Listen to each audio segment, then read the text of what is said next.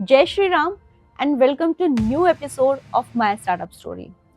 आज हम बात करेंगे एक ऐसे एंटरप्रेन्योर के साथ जिनकी कहानी सच में इंस्पिरेशनल है, जिन्होंने अपनी जर्नी 10,000 रुपए से शुरू की थी और आज उनका टेलीकॉम सॉफ्टवेयर इंडस्ट्री में 10 करोड़ प्लस का टर्नओवर है। मैं बात कर रही हूँ मिस्टर जगवंत सिंह की, who is the founder and director of sense softwares. तो क्या क्या चैलेंजेस उनको आए, कैसे उन्होंने किस माइंड सेट के साथ अपने आप को इस इंडस्ट्री में अपना एक बेंचमार्क सेट किया, वो सब हम आज के एपिसोड में डिस्कस करेंगे। तो मैं वेलकम करना चाहती हूँ मिस्टर जगवंत सिंह का। सो स्टार्ट करेंगे आपके इंट्रोडक्शन से पहले। My name is Jagwant Singh. I am director founder of San Softwares Private Limited. तो बेसिकली ये कंपनी मैंने स्टार्ट करी थी, मतलब कंपनी एज ए रजिस्टर करी थी मैंने 2000 में, but I started my career in 97 when I was in BCom second year. तो we are into software development, mostly into telecom software. तो मतलब कोई भी सॉफ्टवेयर वी हैव मतलब मल्टीपल प्रोडक्ट्स, बट वो ऐसा नहीं है कि एक ही प्रोडक्ट पे हम लोग काम करते हैं या एक ही चीज़ पे करते हैं, बट हमारी जो इंडस्ट्री स्पेसिफिकली टेलीकॉम के लिए है। So how did you get the inspiration to start with the sense software? ऐसा कोई प्लान एक्टिविटी नहीं थी कि भाई मेरे को ये स्टार्टअप करना ही है या ऐसा कुछ है कि मतलब मैंने अपनी 12th करी, 12th के साथ साथ मैंने NIIT किया।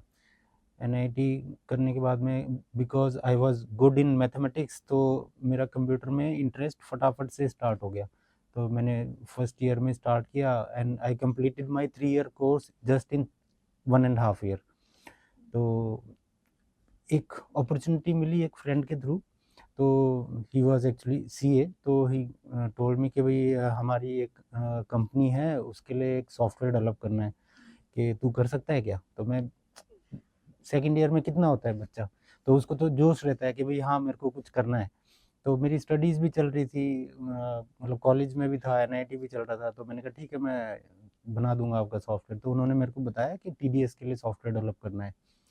तो वो 97 की बात है। तो मैंने वो बनाया सॉफ्टवेयर। तो वो बोले कि क्या चार्ज करेगा, मैंने कहा 3000 रुपीज़। तो वो 3000 के लिए मैंने 3 मंथ्स लगाए वो सॉफ्टवेयर डेवलप करने के लिए, क्योंकि that was my first practical first first project था। प्रोजेक्ट। तो हमें पता ही नहीं था प्रैक्टिकल लाइफ में सॉफ्टवेयर कैसे होता है। कॉलेज में एक सॉफ्टवेयर डेवलप करना, एक रियल टाइम में सॉफ्टवेयर डेवलप करना, बहुत डिफरेंस होता है उसमें। तो वहाँ पे गए, वहाँ पे जो जो चैलेंजेस आए, वहाँ पे तो एक पैसे की भी डिफरेंस नहीं अलाउ कर सकते ना वो, क्योंकि वो फाइनेंशियल सॉफ्टवेयर था TDS के लिए। तो वो सब कैलकुलेशन करते करते करते वो 3 मंथ्स में मेरे को इतना एक्सपीरियंस हुआ कि देन आई थॉट कि अब मैं जॉब नहीं करूँगा।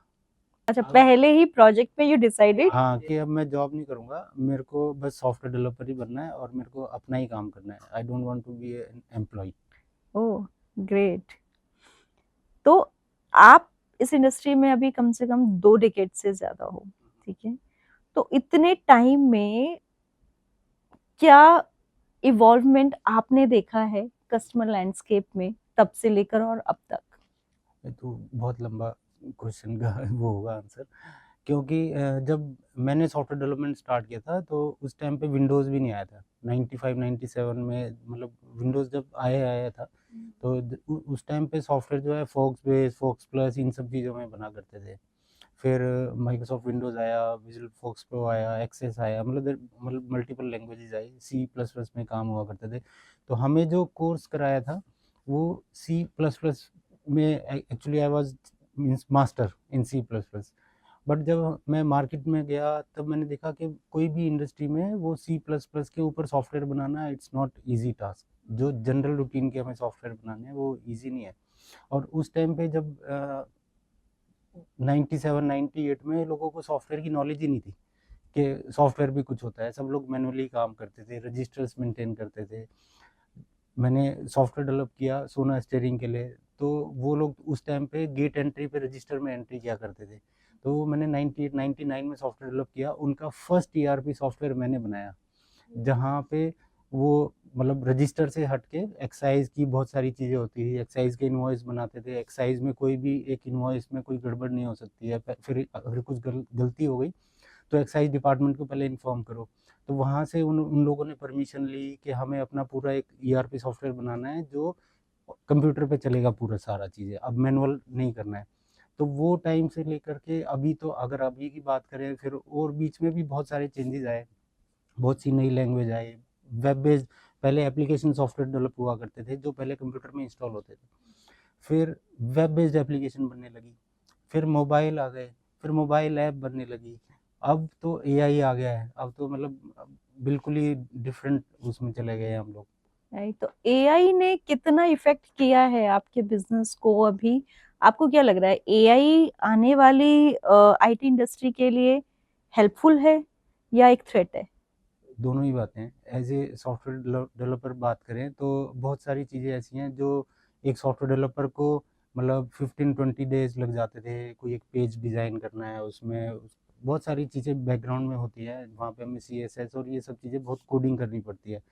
अभी सिर्फ आप उसको एक टेक्स्ट में लिखो कि I need this kind of HTML page with this feature, this kind of fields, तो you will get that everything within 5 to 10 minute. Complete coding करके दे हाँ, देता है वो।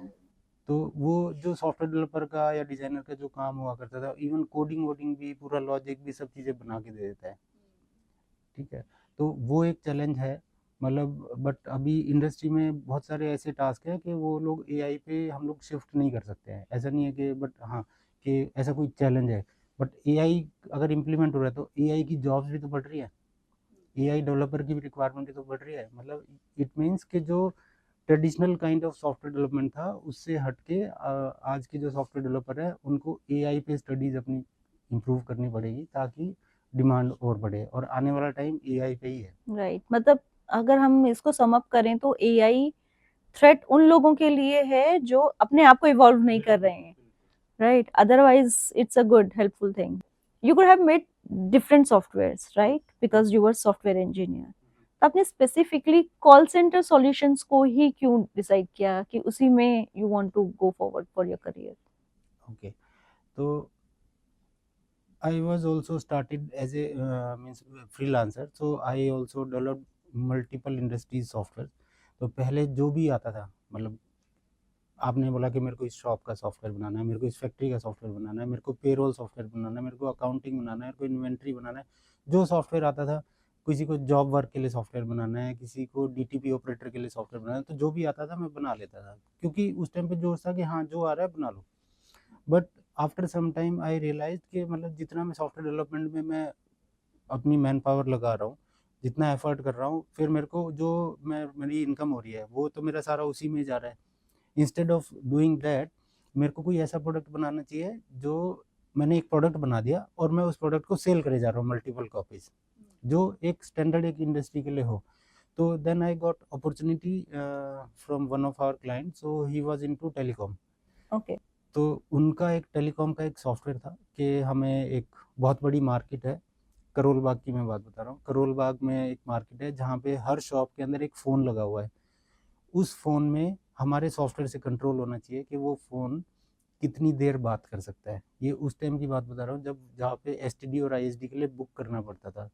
अच्छा, ठीक है, तो वो 2000 की बात है जहाँ पे एसटीडी के अलग रेट्स होते थे बहुत, अभी तो ऑल ओवर इंडिया कहीं पे भी करो सेम रेट है। राइट, पूरी मार्केट को किसको हमें एसटीडी फैसिलिटी देनी है, किसको आईएसडी देनी है, किसको लोकल देना है, और लोकल भी देना है तो ऐसा नहीं कि कोई 50,000 का बिल बना दे, उसको एक लिमिट देनी है। तो वो एक सॉफ्टवेयर डेवलप करना था कि हम पूरा एक टेलीकॉम, एक करोल बाग जैसी मार्केट को पूरा कंट्रोल करें कि कौन शॉप वाला कितनी कॉल कर सकता है, और उस कॉल करने के बाद में जैसे बीएसएनएल और एमटीएनएल का बिल आता था एंड में, मंथ एंड में, वो बिल जनरेट हो हमारे सॉफ्टवेयर से और हम उनके वहाँ पे डिलीवर कर दें, फिर उसकी पेमेंट आए तो पेमेंट आने के बाद उस सॉफ्टवेयर में अपडेट हो जाए। अगर कोई पेमेंट नहीं करता है ऑटोमेटिकली उसका टेलीफोन लाइन बंद हो जाना चाहिए। तो I started with that software only for telecom first time. तो I found very interesting, because एक नॉर्मल सॉफ्टवेयर डेवलप करना, एक सॉफ्टवेयर से पूरी एक इतनी बड़ी मार्केट के फ़ोन को कंट्रोल करना, वो एक बड़ा चैलेंजिंग था। जब उस टाइम पे इंटरनेट भी नहीं था, मतलब इतनी मुश्किलों से इंटरनेट का कनेक्शन मिलता था। फिर मैंने उसमें स्टडी किया इंटरनेट पे कि हम कैसे बना सकते हैं सॉफ्टवेयर, वो सब स्टडी किया, 1-2 महीने स्टडी करने में लगे, and it took 2 year to develop that software. Okay, तो 2 साल में वो सॉफ्टवेयर बनाया मैंने, एंड वो सॉफ्टवेयर जो बनाया वो मतलब इंडस्ट्री को इतना अच्छा लगा कि within 2 year I sold 400 copies oh! All across India. तो देन आई डिसाइडेड कि अब मैं सिर्फ टेलीकॉम के अलावा कोई काम ही नहीं करूँगा।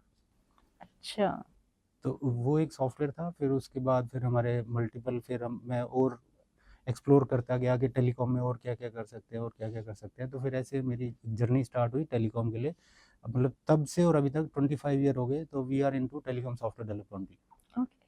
तो इससे एक क्वेश्चन मेरे माइंड में आया, जो इसमें है नहीं यूजुअली, कि एक क्वेश्चन ये है, यू स्टार्टेड जब ये एरा स्टार्ट हुआ था और उस टाइम पे बहुत ज़्यादा डिमांड भी थी मार्केट के अंदर।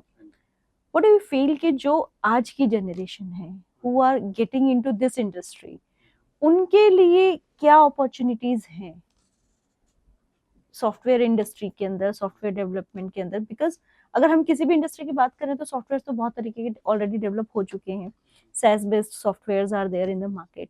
तो जो अब जनरेशन आ रही है उनके लिए क्या स्कोप बचा है?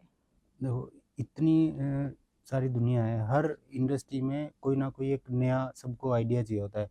Everyone knows about the software development. मतलब ऐसा नहीं ना कि हर कोई अमेज़न बन सकता है, हर कोई फ्लिपकार्ट बन सकता है या स्विगी बन सकता है, बट वो भी तो कहीं से स्टार्ट हुए।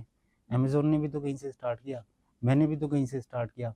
मेरे से पहले भी तो लोग थे जो उसी टाइप के सॉफ्टवेयर डेवलप कर रहे थे, बट मैंने एक अपनी एक जगह बनाई उस इंडस्ट्री में। मतलब एक इतनी बड़ी-बड़ी कंपनियाँ मेरे कॉम्पिटिशन में थी, मेरे को तो कॉम्पिटिशन का पता ही नहीं था, मेरे को तो बस सॉफ्टवेयर डेवलप करना था। तो एक जुनून होना चाहिए काम करने का, कि ऐसा नहीं है कि भई अगर तुम एक सॉफ्टवेयर डेवलप कर रहे हो और वो सॉफ्टवेयर पहले से है मार्केट में, तो वो तुम्हारा सॉफ्टवेयर नहीं चलेगा। मतलब तुम्हें कुछ उसमें नया करना पड़ेगा। ऐसे आजकल सॉफ्टवेयर डेवलपर तो बहुत हैं, बस एक आपको आइडिया चाहिए कि हमें किसको कैसे अप्रोच करना है ताकि जो कंज़्यूमर है उसको बेनिफिट हो। मेजरली हमें कंज्यूमर की प्रॉब्लम को समझ के उसका हाँ, सॉल्यूशन बिल्कुल, देना है। बिल्कुल। एग्जैक्टली। ये होना चाहिए। Right. Okay. Tell me something about your flagship product, कि आपका जो कॉल सेंटर सॉल्यूशन है, आपका ऑन प्रेमाइसेस और क्लाउड बेस्ड जो ऑफरिंग है, कंपटीटर्स से कैसे अलग है? फर्स्ट ऑफ ऑल पहले तो हम लोग सिर्फ़ ऑन प्रेमाइसेस ही किया करते थे, जब से मैंने स्टार्ट किया। What do you mean by on premises and cloud based? On premises मतलब कि जैसे आपको पूरा जो सेटअप है, वो आपका एक ऑफ़िस है या आपका फैक्ट्री है या कोई भी एक ऑर्गेनाइज़ेशन है, जहाँ पे हमने पूरा सेटअप उनके ऑफ़िस के अंदर ही लगा दिया। वहीं पे सर्वर इंस्टॉल किए, वहीं पे सॉफ्टवेयर इंस्टॉल किया, सब कुछ वहीं पे है और वो उसका एक्सेस कहीं पे बाहर नहीं है, उसी एक प्रेमाइसेस के अंदर ही है। तो all infra will be there only. तो वो ऑन प्रेमाइसेस सेटअप होता है। तो पहले की सोच ऐसी थी कि हमें अपना डेटा सिक्योरिटी के लिए हमें अपना सॉफ्टवेयर अपने इन हाउस ही रखना है। We don't want to host on cloud. पहले तो क्लाउड का मतलब ही नहीं पता था लोगों का। तो क्लाउड कब से स्टार्ट हुआ? क्लाउड स्टार्ट हुआ मोस्टली जो थोड़े से एजुकेटेड थे, जिन्होंने एक्सप्लोर किया था अपॉर्चुनिटी, तो उन्होंने तो पहले ही शिफ्ट कर लिया था क्लाउड पे। बट मेजर इम्पैक्ट कब आया क्लाउड का? जब ये कोविड आया। जब कोविड में सारे ऑफिसेज बंद हो गए, वर्क फ्रॉम होम स्टार्ट हुआ, वर्क फ्रॉम होम का कल्चर ही नहीं था। तो वर्क फ्रॉम होने के बाद क्या होगा? एम्प्लॉय को आप वो फैसिलिटी कैसे दोगे वो सॉफ्टवेयर पे काम कर सके? तो वो आपको कहीं क्लाउड पे होस्ट करना पड़ेगा ताकि वो एम्प्लॉय वो कहीं पे भी हो, तो वो अपना काम कर सके। तो same way we also introduce our software in covid time only. जैसे ही लॉकडाउन लगा, तो जितने भी हमारे क्लाइंट्स थे जो कॉल सेंटर सॉल्यूशन ऑपरेट कर रहे थे, तो वो बोले कि अब गवर्नमेंट ने तो लॉकडाउन लगा दिया, अब हम वो अपनी इंडस्ट्री को कैसे सर्व करें? अलाउड नहीं है एम्प्लॉय को ऑफिस आना, उनको वर्क फ्रॉम होम देना है। तो उसी टाइम पे इमीडिएटली विद इन 1 मंथ हम लोगों ने सॉफ्टवेयर रेडी किया, उसको क्लाउड के अकॉर्डिंगली हमने थोड़ा सा मॉडिफाई किया, अपने क्लाउड पे सर्वर होस्ट किए, तभी हमारी क्लाउड की जर्नी स्टार्ट हुई। नाउ हमारा मतलब ये लगा लो 60-70% जो है हमारा क्लाउड से इनकम आती है, बाकी हमारा ऑन प्रेमाइसेस होता है। बट अभी भी आज के टाइम पे अगर आप जो गवर्नमेंट ऑर्गेनाइजेशन है, जो एनबीएफसी क्लाइंट है, उनका डेटा ऑन प्रेमाइसेस ही होता है। हम लोग जैसे मेजरली फोर्सेस के लिए काम करते हैं, जैसे आर्मी, नेवी, इनके लिए हम लोग काम करते हैं, या गवर्नमेंट सेक्टर में काम करते हैं, इनकम टैक्स इंडिया के लिए काम करते हैं, तो उनके सारे setup due to data security वो वहीं पे ही इंस्टॉल्ड है। अब हॉस्पिटल्स की बात करें तो we have more than 60+ hospitals. तो अब हॉस्पिटल का तो आप क्लाउड पे होस्ट नहीं कर सकते, बाई चांस इंटरनेट कनेक्ट हुआ तो क्यों डिस्कनेक्ट हुआ, तो उनकी तो इमरजेंसी सर्विस है, वो सारी स्टॉप हो जाएगी, तो हम लोग उस पर रिलाई नहीं कर सकते। तो in some scenario we need on premises, but mostly आज की डेट में सब लोग क्लाउड पे ही जा रहे हैं। ऑलराइट, तो कोरोना ने भी कुछ सेक्टर्स के लिए बहुत बेनिफिशियल रहा है, यस। कुछ सेक्टर्स के लिए बहुत प्रॉब्लमेटिक रहा है। आपके पास automated call distribution, real time analytics and multi level IVR ऐसे फीचर्स हैं, तो कोई real time real world example कि आपकी इन फीचर्स को यूटिलाइज करके किसी क्लाइंट की रियल टाइम प्रॉब्लम सॉल्यूशन हुआ हो? हाँ जी, ऐसे तो खैर बहुत सारी इंडस्ट्रीज़ हैं।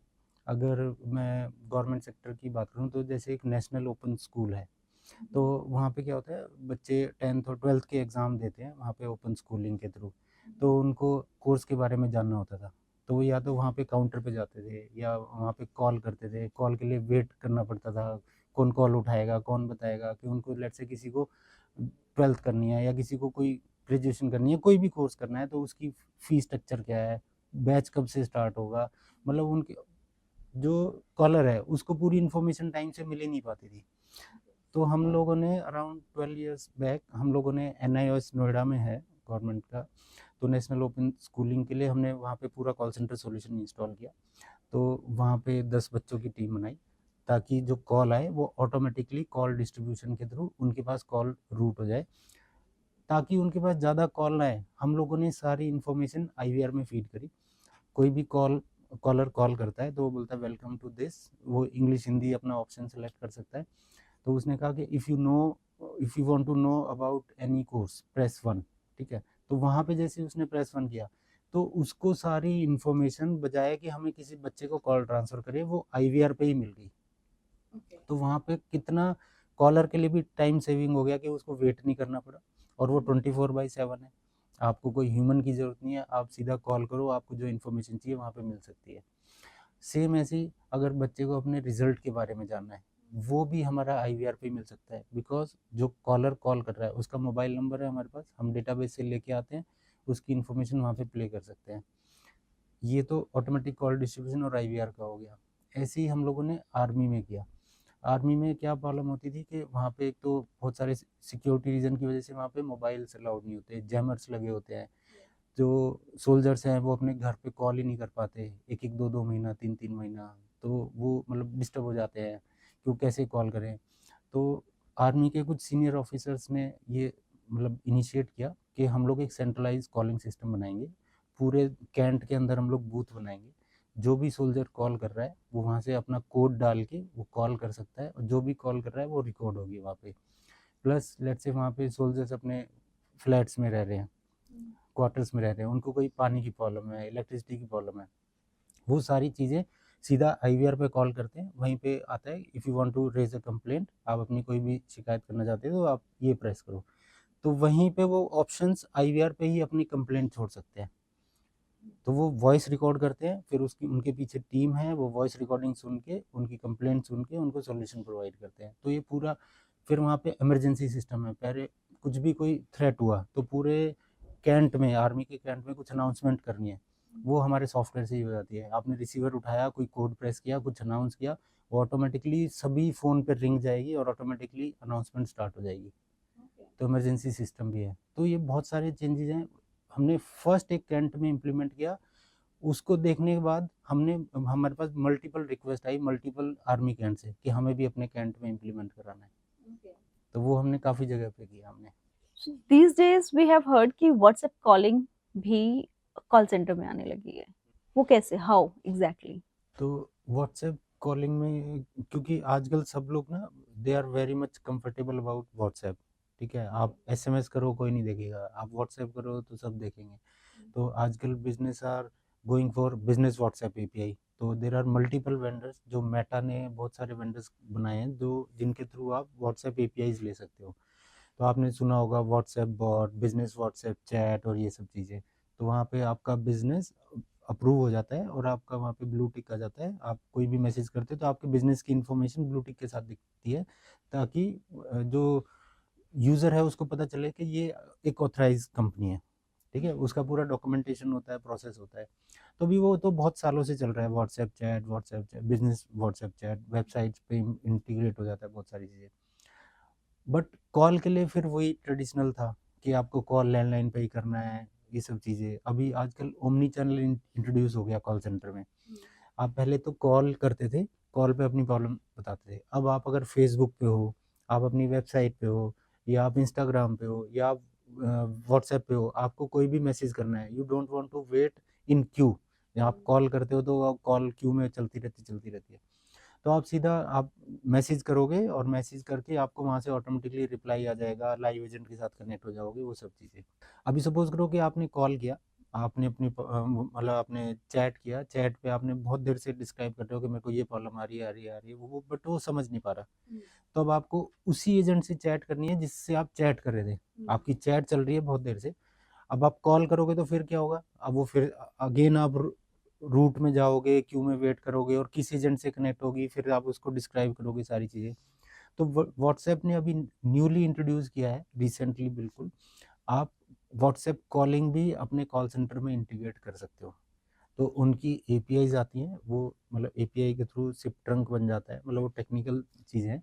वो सीधा सर्वर में कनेक्ट हो जाता है और आपने जैसे आप चैट कर रहे थे, चैट करते करते ही वहाँ पे आपका बिजनेस व्हाट्सएप में एक कॉल का बटन भी आ जाता है। आप जैसे ही कॉल करोगे, वो सॉफ्टवेयर का लॉजिक होता है कि जिस बच्चे के साथ आपकी चैट चल रही थी एजेंट के साथ में, आपने कॉल किया, कॉल पे व्हाट्सएप कॉल करते ही उसी बच्चे के साथ आप कॉल पे कनेक्ट हो जाओगे। तो ऐसा नहीं होता कि जो चैट कर रहे होते हैं जिस टाइम पे, वो बॉट रिप्लाई कर रहा होता है? बॉट तो होता ही होता है इनिशियल फेज में, जब जहाँ पे कुछ कुछ चीज़ें हैं जो बॉट से रिप्लाई हो सकती है। लेट से हम अमेजोन के बॉट में हैं या डीटीडीसी के उसमें हम अपने कुरियर ट्रैक कर रहे हैं, तो बट हमारे कुरियर का वो जो बॉट जो रिप्लाई कर रहा है कि वो इट गॉट डिलीवर्ड और it's not delivering, your address is wrong, you want to explain something more which bot can't answer. मतलब एक सर्टेन लिमिट तक बॉट आंसर करता है, उसके बाद लाइव एजेंट्स जो है हाँ वो लाइव, कनेक्ट हो जाते बिल्कुल। हैं। एंड आपके सॉफ्टवेयर के through if we want to connect with that person personally on the call, we can do that. वो भी कर सकते हैं हम। ओके। तो अभी रिसेंटली हमने काफ़ी सारी कंपनियों के साथ में हमने ये व्हाट्सएप कॉलिंग भी इंट्रोड्यूस करा है। सबसे अच्छा बेनिफिट क्या है व्हाट्सएप कॉलिंग में, कि पहले हमें टोल फ्री नंबर लेना पड़ता था, हमें कस्टमर को फ्री कॉल देनी है। अब हम सीधा व्हाट्सएप और टोल फ्री नंबर जो लेते हैं वो एक कंट्री स्पेसिफिक होता है। लेट से इंडिया का नंबर लिया, इंडिया में ही चल रहा है। अब कोई एनआरआई है जो दुबई चला गया, यूएस चला गया, यूरोप कहीं भी आउट ऑफ इंडिया गया, अब उसको उस टोल फ्री नंबर पे कॉल करना है तो वो बाहर से उस टोल फ्री पे कॉल नहीं कर सकता। ओके। तो बट अब अगर व्हाट्सएप कॉलिंग आ गई, अब वो पूरे वर्ल्ड में कहीं पे भी है, व्हाट्सएप कॉल करेगा, दैट इज़ फ्री। अभी जैसे हम लोगों ने एक सीएम हेल्पलाइन में हमने इंटीग्रेट किया व्हाट्सएप कॉलिंग। अब जो नॉर्मल सिटीजन है उनको बजाय के टोल फ्री के थ्रू, अब कई जगह पे होता है कि फ़ोन का नेटवर्क नहीं आ रहा, बस पर घर में ब्रॉडबैंड है, ब्रॉडबैंड से व्हाट्सएप तो चल सकता है, व्हाट्सएप से व्हाट्सएप कॉलिंग भी चल सकती है। तो that also one more benefit. तो हम सीधा वहाँ से कॉल करते हैं, सीएम हेल्पलाइन में कनेक्ट हो गई कॉल, आपको जो कंप्लेन करानी है आप करा सकते हो। Actually good initiative. तो ये is your company the first one who is doing this और multiple companies are doing this? अभी रिसेंटली स्टार्ट हुआ है, तो बहुत कंपनीज को तो पता ही नहीं है कि ऐसा व्हाट्सएप कॉलिंग भी है, आ चुका है। तो हम लोगों ने रिसेंटली इम्प्लीमेंट किया, बल्कि even some of our competitor also call us कि यार ये कैसे कर रहे हो व्हाट्सएप कॉलिंग, ये कैसे चलता है, मतलब बहुत लोग बोलते हैं। अभी जैसे इंश्योरेंस कंपनीज हैं, तो वो लोग भी हमें अप्रोच कर रही है कि हमें अभी व्हाट्सएप कॉलिंग इम्प्लीमेंट करना है, ताकि यूज़र को इजीली कॉल कर पाए हम लोग। Now people want to go instead of toll free calling, IVR calling की बजाय व्हाट्सएप हाँ कॉलिंग पे जाना व्हाट्सएप चाहते कॉलिंग, क्योंकि कॉलिंग में इतने फ्रॉड हो रहे हैं, वो कॉल कहाँ से आ रही है, तो वो सब चीज़ों को अभी गवर्नमेंट इतनी सारी वो लगाई जा रही है रूल्स कि आप ये कॉल नहीं कर सकते, ये नहीं कर सकते, आप ऐसे नहीं कर सकते। व्हाट्सएप से कॉल करते हो तो क्या कि आपका एक तो बिजनेस अप्रूव्ड है, आप जिस भी अपने क्लाइंट को कॉल करो, लेट्स से मैं एक इंश्योरेंस कंपनी हूँ, आपने मेरे से पॉलिसी ली हुई है, मेरे को आपको रिन्यूअल के लिए कॉल करना है। अब नॉर्मल नंबर से कॉल करूँगा तो हो सकता है आप कॉल ही ना उठाओ, क्यों? ठीक है। अब मैं अगर व्हाट्सएप कॉल करूँगा तो वहाँ पे मेरी कंपनी का सपोज करो ABCD इंश्योरेंस कंपनी नेम लिखा हुआ आएगा और ग्रीन टिक आएगा, तो you will come to know कि हाँ ये मेरी सेम कंपनी से कॉल आ रहा है जिससे मैंने एक पॉलिसी ली हुई है। अभी जैसे आपने बोला गवर्नमेंट वाले, तो एक क्वेश्चन अगेन मेरे माइंड में स्ट्राइक किया कि आजकल फ्रॉड्स भी बहुत सारे चल रहे हैं। ठीक है, लोग व्हाट्सएप के थ्रू आपको .apk फाइल्स भेज देते हैं, देख तेरे बचपन की फोटो, शादी का कार्ड, ये वो ऐसे करके कुछ भेजते हैं। क्या कोई ऐसा सॉफ्टवेयर नहीं बन सकता कि इन सबको रोका जा सके?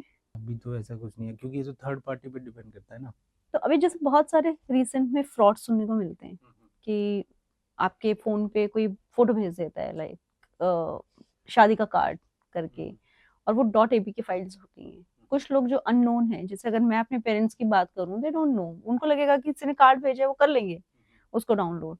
तो क्या कोई ऐसा सॉफ्टवेयर या गवर्नमेंट की तरफ से कोई ऐसे इनिशिएटिव्स हैं कि इस तरीके के फ्रॉड्स को रोका जा सके? हाँ, अभी गवर्नमेंट बहुत सारे स्टेप्स उठा रही है इन सब चीज़ों को करने के लिए। अब जैसे आप पहले का कॉल आता था कि मैं आपके इस बैंक से बोल रहा हूँ या ये कर रहा हूँ, तो वो सब चीज़ें अभी बंद कर रहे हैं। जितने भी NBFCs क्लाइंट हैं, जहाँ पे भी पैसा इन्वॉल्व है, वहाँ पे गवर्नमेंट ने कुछ रूल्स क्रिएट किए हैं कि आपको एक स्पेसिफिक नंबर लेना है, उसी नंबर से कॉल जाना चाहिए। हर ऑपरेटर को बोल दिया कि जब भी वो एक रजिस्टर्ड उस नंबर से कॉल आ रहा है, लेट्स से हम HDFC बैंक की बात करें, ICICI बैंक की बात करें या HDFC इंश्योरेंस की बात करें, तो वहाँ पे जब वो अब उन्होंने गवर्नमेंट ने बोला है कि आपको जो भी कॉल करना है 160 की सीरीज से कॉल करना है, और वो नंबर सिर्फ NBFC क्लाइंट को ही एलोकेट होगा। अगर मैं लेना चाहूँगा 160 मेरे को नहीं मिलेगा। जब एक 160 के नंबर की सीरीज का कॉल आएगा तो प्लस उसमें सभी टेलीकॉम ऑपरेटर को बोला है कि उसमें उस कंपनी का नाम भी आना चाहिए। तो अब वो हर एक सिटीजन को बताने की ज़रूरत है कि भाई आपको एक नॉर्मल कॉल नहीं उठानी है, कि अगर कोई भी बोले कि मैं इस बैंक से बोल रहा हूँ या इंश्योरेंस कंपनी से बोल रहा हूँ, तो वो कॉल वो वहाँ से हो ही नहीं सकती, क्योंकि अब गवर्नमेंट ने मैंडेट कर दिया है सभी NBFC क्लाइंट को 160 से ही कॉल करना है। और जब वो कॉल करेंगे तो वहाँ पे लिखा हुआ आएगा कि HDFC बैंक है या SBI बैंक है या SBI इंश्योरेंस है। गवर्नमेंट को कुछ स्टेप्स लेने चाहिए। गवर्नमेंट को हर सिटीजन को एक इन्फॉर्म करना चाहिए कि भाई आपको ये सब चीज़ें एक नॉर्मल नंबर से कॉल नहीं उठानी है। प्लस आजकल जो ये APK फाइल और ये सब चीज़ें हैं, ये भी अवेयरनेस की चीज़ें हैं। प्लस ये सब चीज़ें गवर्नमेंट चाहे तो वो ब्लॉक भी करा सकती है। मतलब अगर वो मेटा को बोलें कि आप कोई भी अगर इस टाइप की फाइल भेजे तो आपको इसको अप्रूव नहीं करना है, तो वो सब चीज़ें पॉलिसीज़ पे डिपेंड करती हैं। गवर्नमेंट चाहे तो कुछ भी कर सकती है। So how do you manage security on cloud? तो क्लाउड पे अगर हम जा रहे हैं तो डेफिनेटली कि हमें सिक्योर रखना पड़ेगा, because there are lots of threat. कोई भी आता है, आपका सर्वर हैक हो जाता है, and we are working with various NBFCs client. मतलब NBFC नहीं, कोई भी अगर क्लाइंट है, we have to sign NDA with that client कि भाई आपकी डेटा सिक्योरिटी क्या है। अभी गवर्नमेंट की इतनी सारी पॉलिसीज आ गई है कि आप किसी का डेटा लीक नहीं कर सकते, जो हम NDA साइन कर सकते हैं। कोई भी अगर NDA ब्रीच होता है तो मतलब बहुत बहुत बहुत पेनल्टीज हैं उसके ऊपर। तो वो उसके लिए हमने सबसे पहले तो हम लोगों ने अपनी कंपनी का ISO सर्टिफिकेशन कराया। हमने पूरी ट्रेनिंग ली कि डेटा सिक्योरिटी हमें कैसे रखना चाहिए, हमारे क्लाउड पे क्या क्या चीज़ें होनी चाहिए। फायरवॉल्स हमने इम्प्लीमेंट किए हुए हैं वहाँ पे, फिजिकल फायरवॉल्स है। हर एक सर्वर के ऊपर हमारे server based software based firewall है। डेटा प्रोटेक्शन हम लोगों ने किया हुआ है। बहुत जगह पे हमारे डेटा एनक्रिप्टेड है, जहाँ पे सपोज करो मोबाइल नंबर है या कस्टमर की ईमेल आईडी है, वो सारी चीज़ें प्रोटेक्टेड है, एनक्रिप्टेड है। कोई भी उसको डेटाबेस को एक्सेस करके डायरेक्टली देख नहीं सकता है। तो ये सब हमने इम्प्लीमेंट किया हुआ है वहाँ पे, और उसका एक पूरा हमारा पॉलिसीज़ बनती है कि सर्वर को एक्सेस करने के लिए उसका क्या प्रोसेस है। ऐसे नहीं कि हमारी टीम में भी कोई भी है और वो कोई भी एक्सेस कर सकता है। There are lots of policies. Password policies हम लोग मेंटेन करते हैं कि वो पासवर्ड हर इतने दिन में चेंज होना ही होना चाहिए, उसकी मिनिमम लेंथ इतनी होनी चाहिए। तो और अगर कोई भी अगर अटैक आता है वो इमिडिएटली हमें पता चल जाता है। तो वो सारे स्टेप्स जो हैं डेटा सिक्योरिटी के, वो हम लोगों ने इम्प्लीमेंट किए हुए हैं। और हम लोग we keep on auditing those things, कि ऐसा नहीं कि हमने इम्प्लीमेंट कर दिया और वो कोई मॉनिटर ही नहीं कर रहा उसको। हमारे पास डैशबोर्ड्स हैं जहाँ पे हमारे जितने भी क्लाउड पे सर्वर लगे हुए हैं उसकी पूरी इन्फॉर्मेशन वहाँ पे डैशबोर्ड पे दिखती रहती है। अगर किसी भी सर्वर में कोई इशू आता है वो इमीडिएटली हमारी टीम को डैशबोर्ड पे डिस्प्ले हो जाता है। ओके, सो अगर हम बात कर रहे हैं भी on premises and cloud softwares की, what you think which is more cost effective and better? हाँ, तो ऑन प्रेमाइसिस का जैसे मैंने पहले भी बताया था कि कुछ ऑर्गेनाइजेशन है जहाँ पे ऑन प्रेमाइसिस मैंडेटरी है कि आपको वो ऑन प्रेमाइसिस ही करना पड़ेगा, क्योंकि वो कुछ उनकी पॉलिसीज हैं कि they can't go on cloud, तो दैट इज़ फाइन। बट अगर हम वैसे बेनिफिशियल अगर देखें तो हमारा क्लाउड बहुत ज़्यादा बेनिफिशियल है। एक उसके बहुत सारे फ़ायदे हैं। सबसे पहला फ़ायदा तो ये है कि वो बहुत कॉस्ट इफ़ेक्टिव है। आप अगर अपने ऑन प्रेमाइसिस लगाते हो तो आपको बहुत सारे मतलब हार्डवेयर इंफ्रास्ट्रक्चर आपको इन्वेस्ट करना पड़ेगा, आपको सर्वर बाय करना पड़ेगा। सपोज करो आपको एक सर्वर आपने लगा लिया, एक सर्वर लगाने के बाद में आपका काम तो चल गया, सब चीज़ें ठीक है, बट आपके पास फेल ओवर का है। जो सर्वर आपने लगाया था वो तो कभी भी डाउन हो सकता है, उस सर्वर का रेप्लिका या बैकअप सर्वर का है। अब उसको लगाने के लिए फिर आपको क्या चाहिए, एक सर्वर के लिए एक और सर्वर चाहिए। एक सर्वर दो सर्वर हो गए। अब वो सर्वर चलाने के लिए पावर बैकअप चाहिए। आप यूपीएस लगा लोगे, कितनी देर का बैकअप लगा लोगे, 1 घंटे 2 घंटे का। अब अगर आपकी लाइट 8 घंटे नहीं है, 10 घंटे नहीं है, तो फिर आपको इसके लिए जेनसेट लगाना पड़ेगा। ठीक है, तो मतलब एक छोटा सा सॉफ्टवेयर लगाने के लिए आपको मल्टीपल सर्वर लगाने हैं। उन सर्वर को मैनेज करने के लिए फिर आपको एक आईटी का बंदा रखना पड़ेगा, कि आईटी गाय है जो उन सर्वर की टेक केयर करेगा। तो आप देखो एक छोटे से सॉफ्टवेयर के लिए आपकी कितनी इन्वेस्टमेंट होगी। In comparison to that if we go to the cloud, आपको कोई सॉफ्टवेयर चाहिए, सबसे पहली बात आपने आज ऑर्डर किया, आपको या तो आज या मैक्सिमम नेक्स्ट डे आपको सॉफ्टवेयर डिलीवर हो जाएगा। आपको कोई इंफ्रा, कोई हार्डवेयर कुछ नहीं चाहिए, कोई रेप्लिकेशन नहीं चाहिए। क्लाउड पे आपके पास सब चीज़ें बैकअप के साथ ही मिलती है। तो आपका क्लाउड इंफ्रा इतना बेनिफिशियल है कि आपको कुछ नहीं करना है इमीडिएटली, फिर इतनी बड़ी इन्वेस्टमेंट नहीं है। आपने ऑर्डर किया, आपको सब्सक्रिप्शन मॉडल पे जहां आप 3-4 लाख रुपए आप इन्वेस्ट कर रहे थे, वही आपको मुश्किल से 10-15-20-50 हज़ार रुपए में आपको मतलब वो as per your user requirement, अगर आपके 5 यूजर है या 10 यूजर है, आपको 10,000 में पर मंथ के हिसाब से आपको सॉल्यूशन मिल जाएगा विद बैकअप रेप्लिकेशन सब कुछ, और डेटा सिक्योरिटी के साथ में। So as per you, cloud-based is more cost-effective and हाँ, efficient also. Yes. So you have one more software which is called WhatsApp chat monitoring. What's that? ये भी मतलब जो मोस्टली आइडिया होता है ना वो क्लाइंट ही देता है। तो हम लोग तो सॉफ्टवेयर डेवलपर है, आपने हमें कोई आइडिया दिया तो हम वो सॉफ्टवेयर, हम उसका लॉजिक ढूंढेंगे और सॉफ्टवेयर बना देंगे। तो एक कोई क्लाइंट थे तो जो बेसिकली कार एजेंसी थे, ठीक है, एक कार वर्कशॉप थी। तो वो बोले कि हमें कुछ ऐसा सॉफ्टवेयर चाहिए। हम लोगों ने हमने अपनी टीम को सबको ऑफिशियल व्हाट्सएप दिए हुए हैं। अब वो कई बार होता है कि क्लाइंट ने व्हाट्सएप कर दिया उनको कि भाई मेरी गाड़ी की सर्विस पिकअप करा लो, या मेरे को ये गाड़ी परचेज करनी है, तो वो रिप्लाई कर रहे हैं कि नहीं कर रहे हैं, मैं कैसे वो मॉनिटर करूँ। अब उनको सबके पास इंडिविजुअल फ़ोन में व्हाट्सएप है, मैं उसको कैसे मॉनिटर कर सकता हूँ। तो we explore something, we found something कि हम लोग जो उसका व्हाट्सएप है, जो ऑफिशियल नंबर पे जो उसका व्हाट्सएप है, हम लोग उसको कैसे ट्रैक कर सकते हैं। तो हम लोगों ने कुछ किया, उसको एक ट्विक किया, और हम लोगों ने उसका व्हाट्सएप का एक सेंट्रलाइज मॉनिटरिंग सिस्टम बनाया। जो भी हमारी टीम है 10, 15, 20, 50, 100 लोगों की, हम वो अपने सॉफ्टवेयर में कनेक्ट करेंगे, और जो भी वो कम्युनिकेशन क्लाइंट के साथ कर रहे हैं वो एक सेंट्रलाइज प्लेटफॉर्म पे हमें दिखती रहेगी। उसकी फिर हमारी एक एजेंट प्रोडक्टिविटी रिपोर्ट बनती है कि सपोज करो एक क्लाइंट ने मैसेज किया, उस एम्प्लॉय ने क्लाइंट को कितनी देर में रिप्लाई किया, 5 मिनट में, 10 मिनट में, 1 घंटे में, 2 घंटे में। हर एक एम्प्लॉय की एक रिपोर्ट बन जाती है वहाँ पे कि कौन कितना एफिशिएंट है। Plus let's say data leakage protection है यहाँ पे। आप व्हाट्सएप पे कोई भी कंपनी का कोई डॉक्यूमेंट भेज रहे हो, आपने भेज के व्हाट्सएप पे डिलीट कर दिया, ठीक है, तो आपके पास कोई रिकॉर्ड नहीं है किसने क्या भेजा। But in that system what happens कि आपने कुछ भेजा और आपने डिलीट किया, तो आपने कुछ भेजा, सबसे पहले तो वो वहीं पे रिकॉर्ड हो गया कि आपने कुछ भेजा है। कोई भी पीडीएफ फाइल, कोई इमेज फाइल, कुछ भी भेजा तो वो हमारे सॉफ्टवेयर में सब रिकॉर्ड हो गया। अगर आपने डिलीट किया, आपने तो डिलीट कर दिया, बट हमारे पास एक इवेंट जनरेट हो गया कि आपने कोई डॉक्यूमेंट शेयर किया और वो डिलीट कर दिया। तो that deleted document also we have. Okay, हमारे सॉफ्टवेयर में वो डिलीटेड हमारे, रहेगा, हाँ, वो भी यहाँ है। से डिलीट नहीं होगा। हाँ जी, यहाँ से डिलीट नहीं होगा।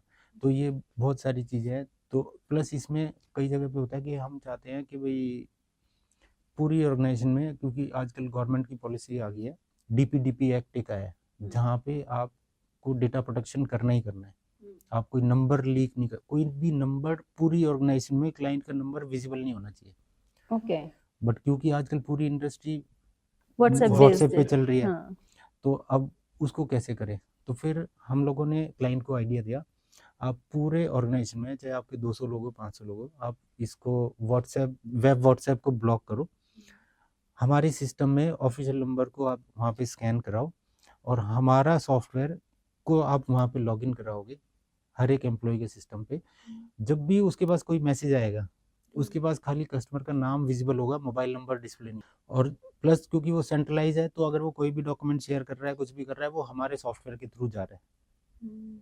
तो अब वो उन्होंने अपने फायरवॉल में कॉन्फ़िगरेशन किया, कोई भी web.whatsapp.com नहीं ओपन कर सकता है। तो जैसे ही वो web.whatsapp.com ओपन करेगा, वो सीधा हमारे सॉफ्टवेयर पे रिडायरेक्ट कर देगा, उसको वहाँ पे लॉगिन करना पड़ेगा। अब वो जब वहाँ से लॉगिन करेगा, कोई कस्टमर उसको मैसेज करेगा, तो ना तो उसका नंबर डिस्प्ले होगा, वो उसको रिप्लाई कर सकता है, सब कुछ कर सकता है, बट नंबर नहीं डिस्प्ले होगा उसको। तो डीपीडीपी एक्ट के थ्रू हमारा ये सब चीज़ें भी प्रोटेक्ट हो गई, डेटा सिक्योरिटी हो गई, हमें एजेंट प्रोडक्टिविटी रिपोर्ट मिल गई। ये सारी चीज़ें हम लोग उस व्हाट्सएप मॉनिटरिंग टूल में हम कर सकते हैं। अब एक और इसका बेनिफिट है, लेट्स से आपकी सेल्स टीम है, किसी ने कहा लेट्स से BMW का शोरूम है कि मेरे को ये गाड़ी का ये प्राइस दो, और मैंने एक कार का प्राइस प्रपोजल उसको शेयर किया। अब क्लाइंट का मैसेज आया 2 दिन बाद, और 2 दिन बाद जो वो एम्प्लॉय था वो लीव पे है। अब जो उसका मैनेजर है, उसको पता चल गया कि ये एम्प्लॉय तो लीव पे है ड्यू टू इमरजेंसी या कुछ भी है, तो अब वो उसके फ़ोन से तो रिप्लाई कर नहीं सकता।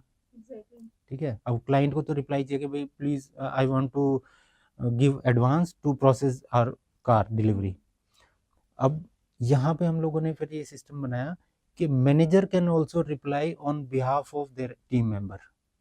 उसी सॉफ्टवेयर से मैं एम्प्लॉय के व्हाट्सएप से मैं यहीं से रिप्लाई कर सकता हूँ। एंड ये कस्टमर को पता नहीं है कि रिप्लाई रिप्लाई एक्चुअली कौन कर रहे हैं? हम एडमिन पैनल में हम लोग देख सकते हैं कि ये क्लाइंट एक्चुअल में उस टीम मेंबर ने किया था या मैनेजर ने किया था। तो ये एक और बेनिफिट है यहाँ पे, ताकि हम क्लाइंट को ऑन टाइम हम कोई भी रिस्पॉन्स दे सकें। सो जैसे कि आपने अभी बताया इस सॉफ्टवेयर के बारे में, एंड आई पर्सनली फील कि ये आने वाले टाइम में बहुत इंपॉर्टेंट सॉफ्टवेयर है लोगों के लिए, because majorly industry is depending upon the WhatsApp, and WhatsApp itself is bringing so many modules in WhatsApp business itself, right? तो अगर हम बात करें इसकी कॉस्टिंग की, तो what is the approx costing of such software? तो ये हमारा सॉफ्टवेयर सब्सक्रिप्शन मॉडल पे है, ये 500 रुपीज़ पर यूज़र पर मंथ।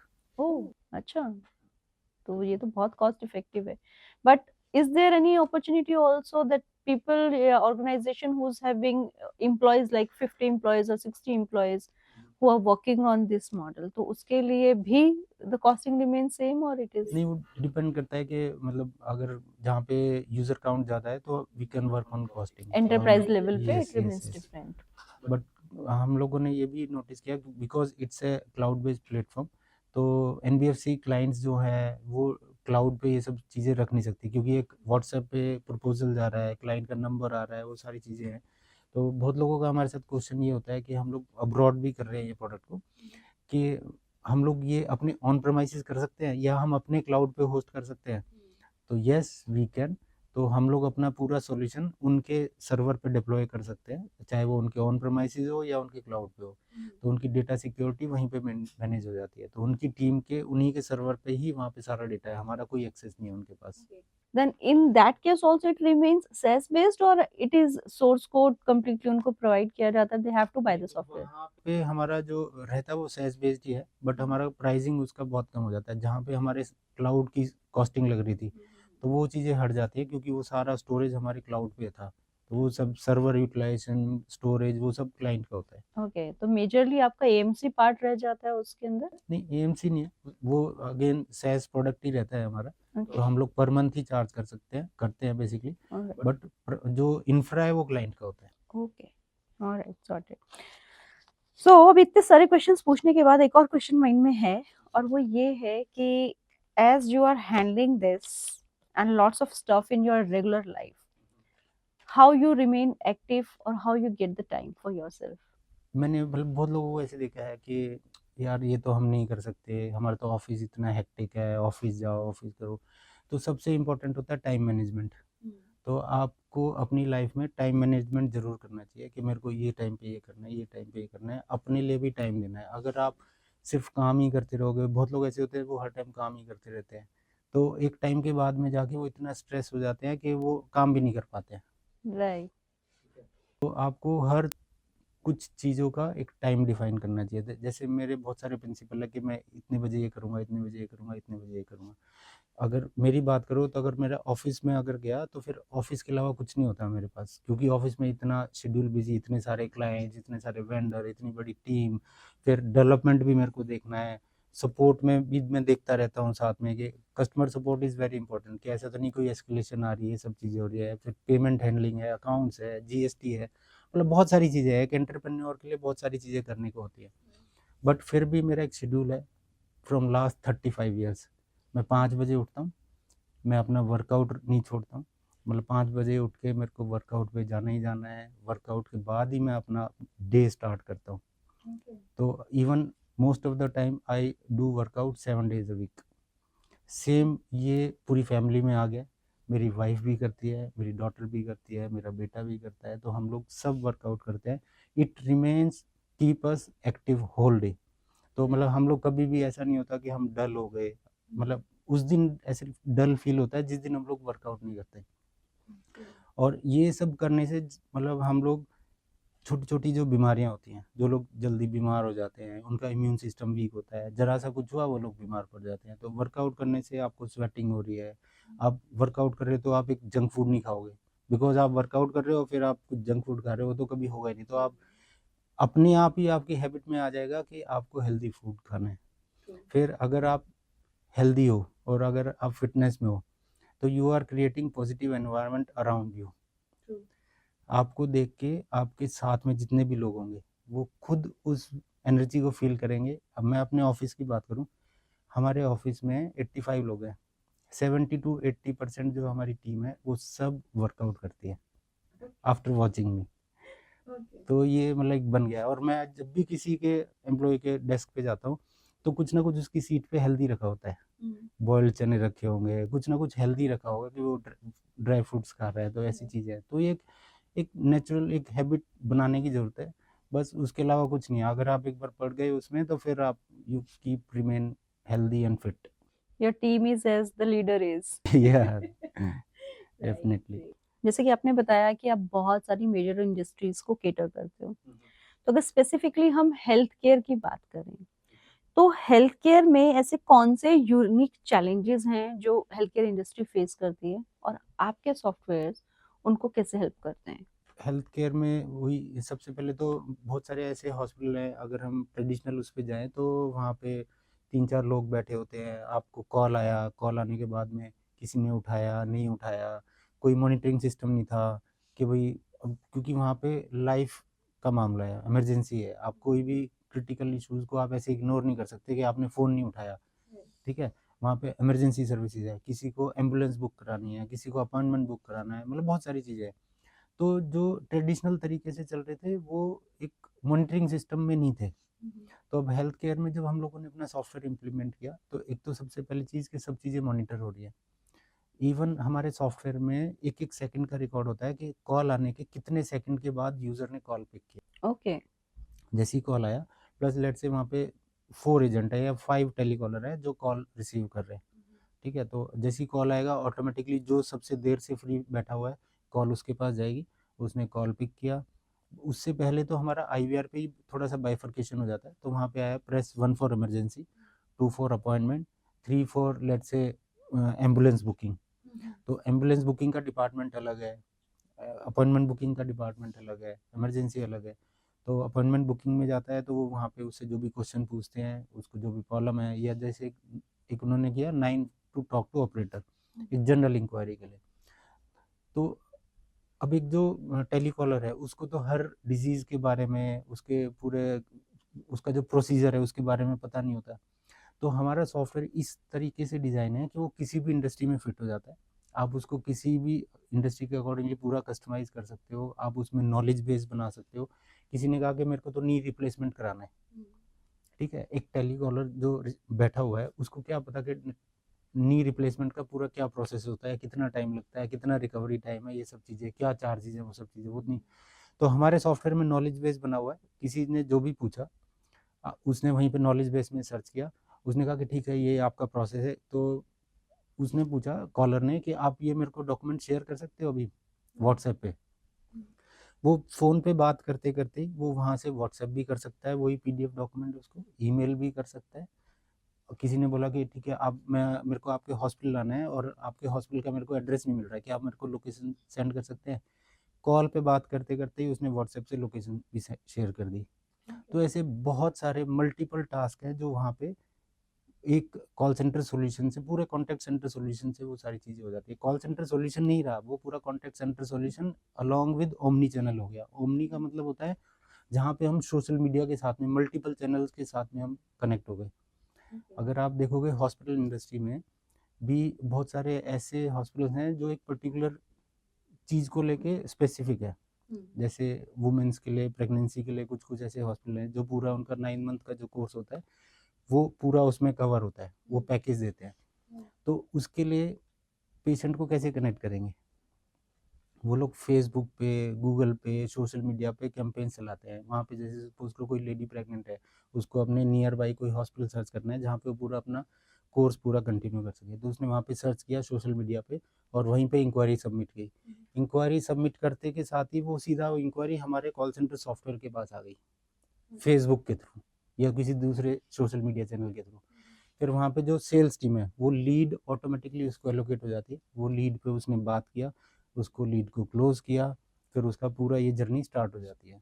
तो ऐसे बहुत सारे ऑप्शंस हैं जो हमारे कॉन्टैक्ट सेंटर सॉल्यूशन में इंटीग्रेटेड है। सोशल मीडिया पे एड्स भी चल रहे हैं, वो भी आपके सॉफ्टवेयर के थ्रू चल रहे हैं? सोशल मीडिया पे जो ऐड चल रहे हैं वो तो वहीं पे चल रहे हैं बस, बट उसका जो रिजल्ट है, जो लीड जनरेट हो रही है वो हमारे सॉफ्टवेयर में इंपोर्ट हो जाती है वहीं से। वो सारा एपीआई के थ्रू इंटीग्रेटेड होता है। वो यहाँ पे लीड एलोकेट हो गई। उसमें भी हमारा लीड एलोकेशन का लॉजिक है कि सपोज करो कि कोई एक नी रिप्लेसमेंट के लिए आ रहा है तो ये इस टीम को जानी चाहिए। कोई अगर सपोज करो एक कैंपेन है ऑल ओवर इंडिया लेवल पे चल रहा है, अगर हम एक कोई हॉस्पिटल की बात करें जिसकी चेन ऑल ओवर इंडिया में, किसी ने आगरा से इंक्वायरी की तो ऑटोमेटिकली आगरा टीम को फॉरवर्ड हो जाए। तो हमारे लीड लॉजिक में various rules you can create as per your requirement. एक अगर इतना टिकट साइज है तो इसको एलोकेट होना चाहिए, इस पर्टिकुलर प्रोडक्ट के लिए तो इसको एलोकेट होना चाहिए। वो सारे लॉजिक्स हमारे सॉफ्टवेयर में हैं। तो can we say that you are Meta partners? हम लोग मेटा पार्टनर नहीं है, देर आर मल्टीपल कंपनीज जो मेटा पार्टनर्स हैं। तो वो क्लाइंट को सॉल्यूशन देते हैं, तो क्लाइंट का बिजनेस जो है वो अप्रूव करते हैं, वो एपीआईज हमें मिल जाती हैं। देर आर मल्टीपल वेंडर्स जो हमारे सॉफ्टवेयर के साथ में इंटीग्रेटेड है। ओके। तो क्लाइंट के पास किसी भी पार्टनर की अगर एपीआई वो है तो वो हमारे सॉफ्टवेयर से इंटीग्रेट हो जाती है और वो they can use it. And क्या आपके सॉफ्टवेयर से मेटा को सिग्नल्स जाते हैं through out the user journey also? हाँ, वो हम लोग कुछ वहाँ से इनपुट लेना चाहें तो हम लोग वो उसको बोलते हैं एपीआई, एप्लीकेशन प्रोग्रामिंग इंटरफेस। उनकी मेटा की कुछ एपीआई मिलती है जो हम इंटीग्रेट करते हैं। हम उनको कुछ इन्फॉर्मेशन सेंड भी कर सकते हैं, हम उनसे कुछ इन्फॉर्मेशन ले भी सकते हैं। और एजुकेशनल टेक्नोलॉजी अब बूम कर रही है, राइट? एंड एजुकेटर्स और एडटेक कंपनीज के लिए स्पेसिफिकली आपकी ऑर्गेनाइजेशन क्या ऐसे सॉफ्टवेयर्स बनाती है? Mostly we are into contact centre solution. तो हर एक इंडस्ट्री में आपको जहाँ पे भी कॉलिंग करनी है कस्टमर, मतलब 3 ही रीज़न होते हैं कॉलिंग के।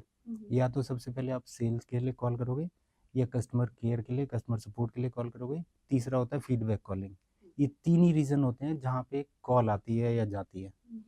तो एडटेक कंपनी में या किसी भी इंडस्ट्री में सबसे पहला काम होता है लीड जनरेट करके उसको कॉल करना। तो एडटेक कंपनी कहीं से डेटा प्रोक्योर करती है, बहुत सारे कैंपेन्स रन करते हैं, वहाँ से वो लोग लीड इकट्ठा करते हैं। वो लीड एपीआईज के थ्रू हमारे सॉफ्टवेयर में आती हैं, या वो बल्क में एक्सेल फाइल से अपलोड भी कर सकते हैं। फिर उस पर वो ऑटोमेटिकली हमारा सॉफ्टवेयर ऑटोमेटिकली कॉल करता है, तो उसको बोलते हैं प्रेडिक्टिव डायलिंग। तो वो जैसे वो डायल करता है तो जो कॉल कनेक्ट होती है वो ही हमारे टेलीकॉलर के पास जाती है ताकि उसकी प्रोडक्टिविटी बढ़े।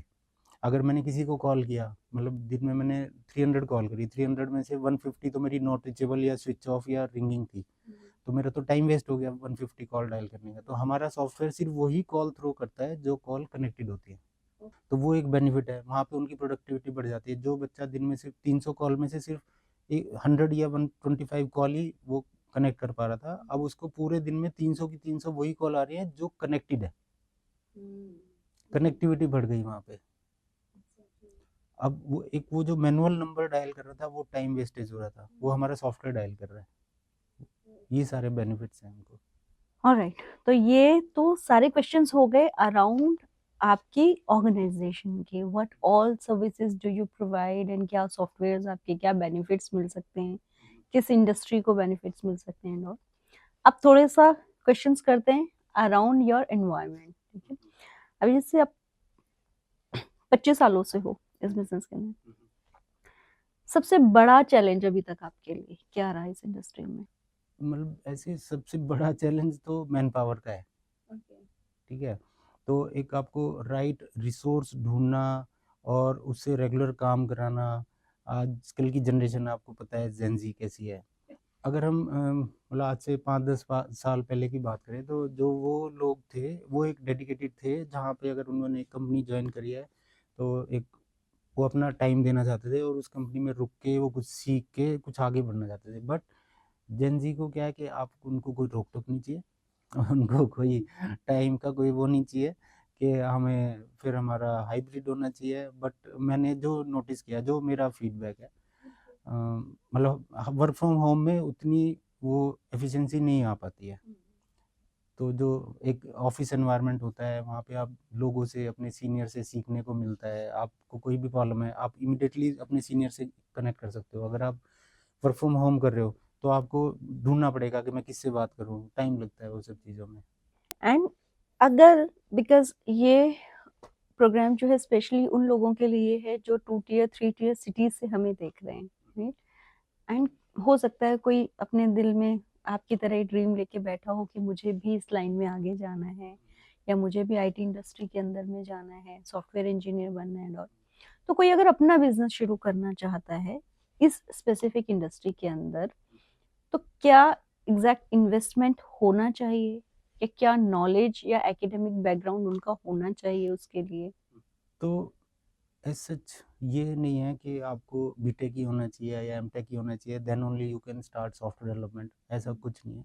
मैंने ऐसे बहुत सारे ऐसे एग्जांपल देखे हैं। इवन मैं खुद कॉमर्स बैकग्राउंड से हूँ तो मैंने बीकॉम किया था, बट मेरा इंटरेस्ट था कंप्यूटर में तो मैंने स्टार्ट किया कंप्यूटर और मैंने सीख लिया। हमारे ऑफिस में कुछ लोग हैं जो मैकेनिकल से थे, जो साइंस से थे, बायो से थे, but they are also doing software development.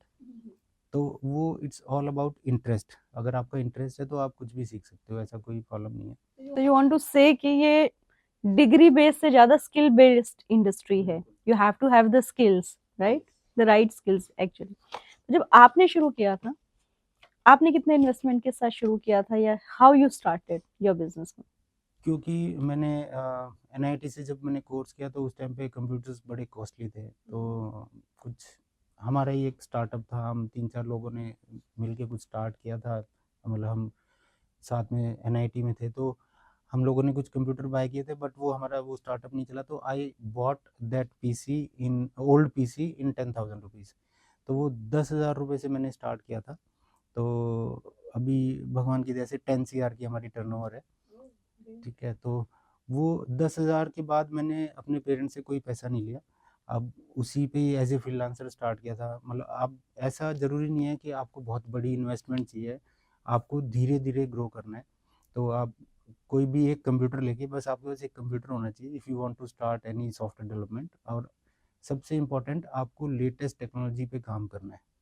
अभी जो ट्रेडिशनल टेक्नोलॉजीज थी अभी वो कोई यूज़ नहीं कर रहा है और वो टाइम टेकिंग होती हैं, स्लो होती हैं। आजकल इतनी सारी लैंग्वेजेस हैं, इवन मेरे को नहीं पता, हर दिन कोई ना कोई नई लैंग्वेज आ रही है, ये सब चीज़ें हो रही है। मतलब हम जो नए रिक्रूटमेंट करते हैं तो they are very much aware about the new technologies. जहाँ पे हमें वो सॉफ्टवेयर को या उस प्रोडक्ट को बनाने में इतना टाइम लगता था, देर आर टेक्नोलॉजी जो इजीली बन जाती है, खाली ड्रैग एंड ड्रॉप किया माउस से और वो हो गया, जहाँ पे हमारा बहुत टाइम इन्वेस्टमेंट होता था।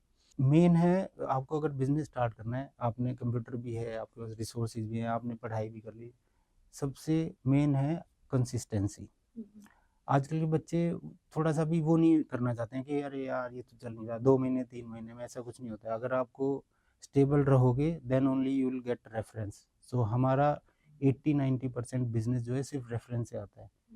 क्योंकि एक एम्प्लॉय एक ऑर्गेनाइजेशन में काम कर रहा था जहाँ पे वो हमारा एक सॉफ्टवेयर यूज़ कर रहा था, वो किसी दूसरी ऑर्गेनाइजेशन में शिफ्ट हुआ, वहाँ पे जाता है, वो बोलता है कि मैंने उस ऑर्गेनाइजेशन में इस कंपनी का सॉफ्टवेयर यूज़ किया था, आप उनसे बात करो, आपकी ये एफिशिएंसी बढ़ जाएगी।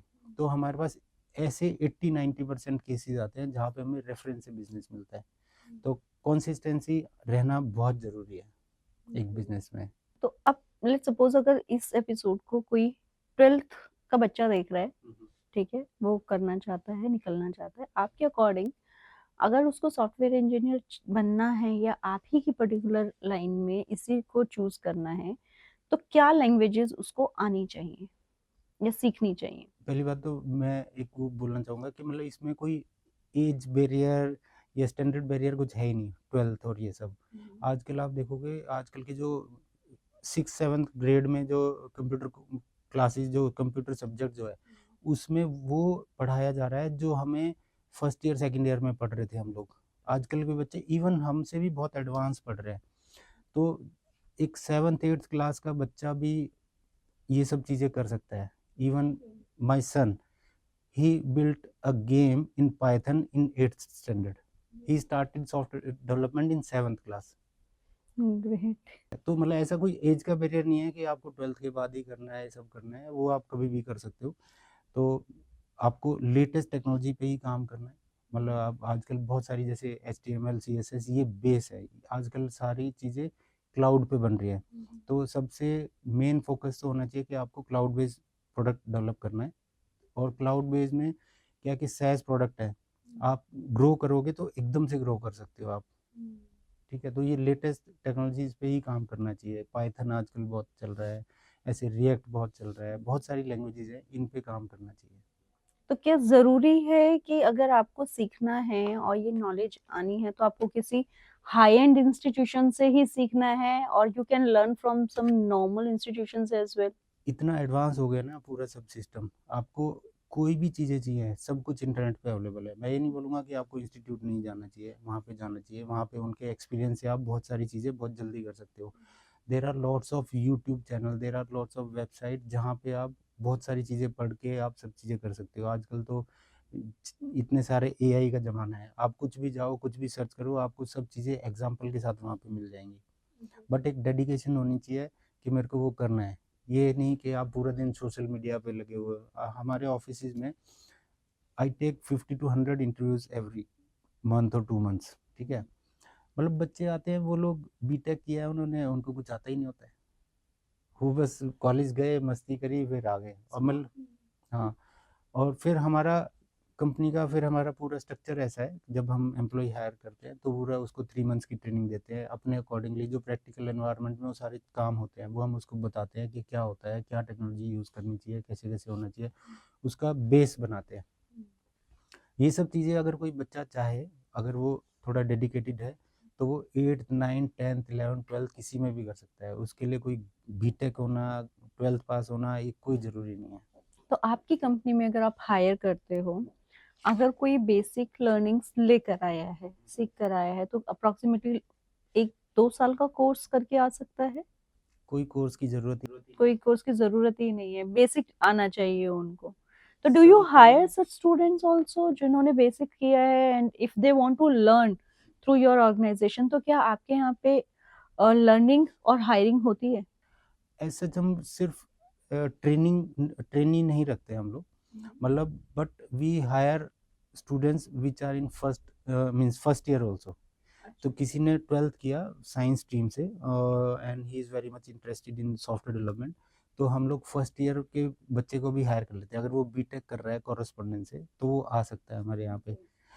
Till the time he get graduated उसकी सैलरी 70 80 90 थाउजेंड तक हो जाती है। ग्रेट। मतलब 12th के बाद whosoever is watching this episode, अगर आप भी सॉफ्टवेयर इंजीनियरिंग में और उस लाइन में अपना करियर बनाना चाहते हो, तो you can definitely contact with sir, and you must definitely get the help from there, right? Okay. तो अगर आपके लिसनर्स इस एपिसोड के बाद आपके बारे में और कुछ जानना चाहते हैं, मोर इन्फॉर्मेशन गैदर करना चाहते हैं, और आपके सॉल्यूशंस को एक्सप्लोर करना चाहते हैं, तो कैसे कर सकते हैं? हमारी वेबसाइट भी है, वेबसाइट पे सारे प्रोडक्ट्स हैं, ब्रोशर्स हैं, उनकी पूरी इन्फॉर्मेशन है, आप वहाँ से डाउनलोड कर सकते हो। वहाँ से अगर कोई इन्फॉर्मेशन चाहिए तो हमारी सेल्स टीम है, वहाँ पे उनको कॉल करके आप पूरी इन्फॉर्मेशन भी देख सकते हो। हमारा यूट्यूब का चैनल भी है, मैं रेगुलरली अपने चैनल पे अलग-अलग प्रोडक्ट के बारे में अपडेट करता रहता हूँ। It's not only about our product only, मैं एक जनरल किसी भी चीज़ के ऊपर भी जो टेक्नोलॉजी से जुड़ा है उसके बारे में भी बहुत सारे प्रोडक्ट मिल जाते हैं कि आप किसी चीज़ को कैसे अचीव कर सकते हो। तो वो सब चीज़ें हम लोग करते रहते हैं। सेम वे हमारा इंस्टा पे भी पेज है, तो वहाँ पे भी देख सकते हैं। तो सर की कंपनी से, ऑर्गेनाइजेशन से रिलेटेड सारी इंफॉर्मेशन आपको नीचे डिस्क्रिप्शन सेक्शन में मिल जाएगी, एंड उनकी ऑर्गेनाइजेशन का नंबर भी आपको मिल जाएगा। In case if you want to get connected, definitely you can get connected.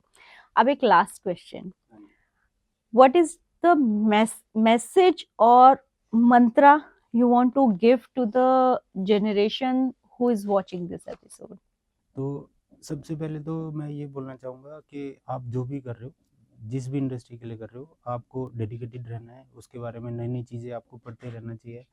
Plus सबसे इम्पोर्टेंट मैं ये देखता हूँ कि आजकल के बच्चे अपनी फ़िटनेस को लेके अवेयरनेस नहीं रखते हैं बिल्कुल भी।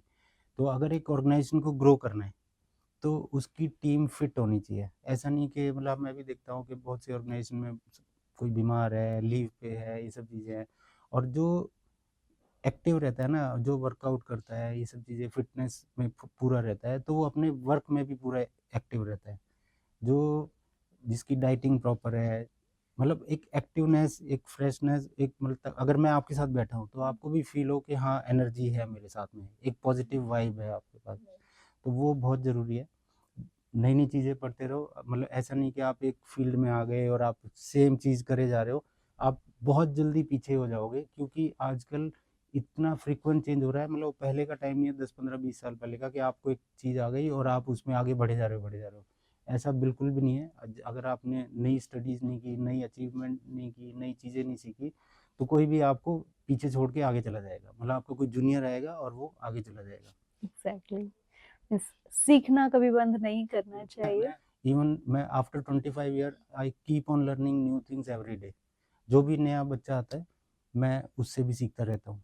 मैं उससे पूछता हूँ, मतलब मेरे अगर सामने कोई भी प्रोडक्ट आया, कोई भी इन्फॉर्मेशन आई, मैं उसको ऐसे नहीं छोड़ता। मैं पहले उससे पूछता हूँ, तुमने कैसे बनाया? मेरे को बताओ। तो क्योंकि मेरे को इतना एक्सपीरियंस हो गया, तो मैं जल्दी सीख लेता हूँ, वो ठीक है। बट सीखते रहना चाहिए, तभी आप आगे बढ़ सकते हो। एग्जैक्टली, क्योंकि अगर आपको लगता है कि जो आपने सीख लिया वो इनफ है, तो समझ लो कि आपका डाउनफॉल शुरू हो गया है। इसलिए हर रोज कुछ ना कुछ नया सीखते रहना चाहिए, and जैसे कि हम हर एपिसोड से, हर पॉडकास्ट से कुछ ना कुछ नया डेफिनेटली टेक अवे लेते हैं। Thank you so much sir, Thank it you. Was really pleasure talking to you, and looking forward कि फ्यूचर में जाके एक और एपिसोड करें जिसमें और डिटेल में हम लोग एक्सप्लोर करें आपके सॉफ्टवेयर्स को, आपकी सर्विसेज को। बहुत अच्छा लगा आपसे बात करके। Thank you. जय श्री राम।